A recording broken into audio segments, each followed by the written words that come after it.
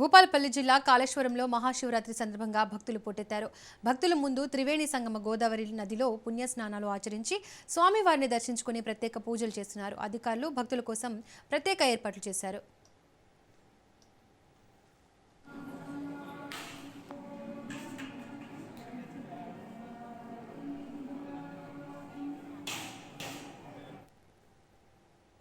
పల్నాడు జిల్లా కోటప్పకొండలో మహాశివరాత్రి వేడుకలు ఘనంగా జరుగుతున్నాయి. మహాశివరాత్రి సందర్భంగా స్వామివారిని పూజారులు ప్రత్యేక అలంకరణ చేశారు.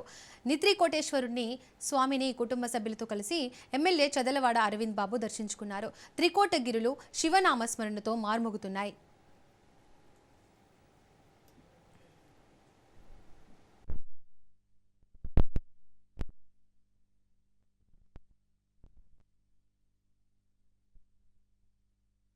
మహాశివరాత్రిని ఉద్దేశించి క్యూ లైన్లు కానివ్వండి, అదే భక్తులకి మంచినీటి సౌకర్యం కానివ్వండి, అన్ని ఏర్పాట్లు చేయడం జరిగింది. దేవస్థానం మా ఎండోమెంట్ డిపార్ట్మెంటు అన్ని క్యూ లైన్లు విధంగా ఈచ్ విఐపికి వేరే విఐపి దర్శనానికి సంవత్సరం విఐపి దర్శనం అని 300 టికెట్ పెట్టడం జరిగింది.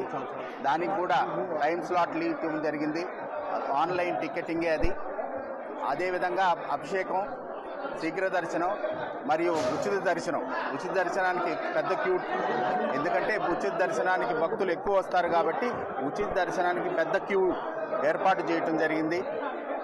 భక్తులందరినీ కోరుకునేది ఏమిటంటే ప్రశాంతంగా వచ్చి, ఎందుకంటే ఏర్పాట్లు బాగా చేశాం కాబట్టి ఒకేసారి 4 క్యూలు దేవస్థానంలోంచి స్వామివారిని దర్శనం చేసుకొని వెళ్లే విధంగా ఏర్పాటు చేశాం. బాల త్రికోటేశ్వర స్వామిని దర్శించుకోవడానికి లక్షల మంది భక్తులు, దాదాపు 20 నుంచి 25 లక్షల మంది భక్తులు రావడం జరుగుతుంది. కాబట్టి వాళ్ళ ప్రథమాభిషేకం మొదలైంది కాబట్టి ఆలయ ధర్మకర్త గారి చేతుల మీదుగా, అదేవిధంగా లోకల్ ఎమ్మెల్యే చేతుల మీదుగా ఈ కార్యక్రమాన్ని నిర్వహించారు. మీడియా సోదరులందరూ కూడా ఈ కార్యక్రమాన్ని ఘనంగా నిర్వహించారు. కాబట్టి దీన్ని ప్రజల్లో తీసుకెళ్లి లక్షల మంది భక్తులు వస్తున్నారు. కాబట్టి ఎవరికి కూడా అసౌకర్యం లేకుండా మీరందరూ కూడా ఇబ్బందులు ఏమైనా మాకు తెలియజేయాలని చెప్పి మీడియా సోదరులు తెలియజేస్తా ఉన్నాను. మరి ఇక్కడ చూస్తే భక్తులందరూ కూడా దాదాపు 1,00,000 మంది భక్తులు కొండ మీద ఉన్నారు. ఇప్పటికీ శీఘ్రమైన దర్శనం అయిన తర్వాత వీళ్ళందరూ కూడా దిగిపోతే మళ్ళీ కొత్త భక్తులు రావడం జరుగుతుంది. కాబట్టి నిరంతరం ఈ ప్రక్రియ 16వ తేదీ మధ్యాహ్నం జరుగుతుంది. కాబట్టి మరి మీడియా సోదరులు కానీ, మరి ఆలయ ధర్మకర్త గారికి అందరూ కూడా సహకరించాలని చెప్పి తెలియజేస్తూ, ముఖ్యంగా పోలీసు వ్యవస్థ అధికారులు ఈ కార్యక్రమాన్ని మరి ట్రాఫిక్ జామ్ లేకుండా అన్ని విధాలు ఏర్పాటు చేయాలని చెప్తున్నాము.